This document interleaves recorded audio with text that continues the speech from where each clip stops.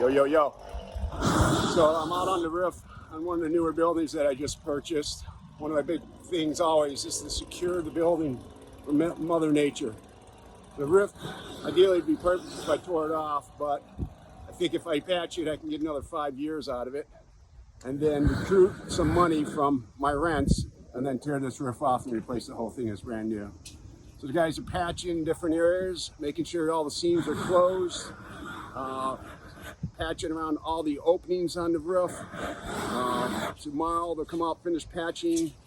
They're also patching up the gutters, and then they'll power wash, and then we'll silver coat this roof. So stay tuned.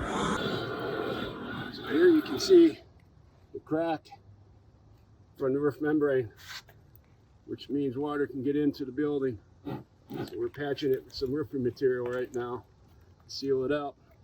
If you're looking for a good roofer, give me a call. I got a couple good roofers. This is Raincoat Roofing. They're one of the best out there.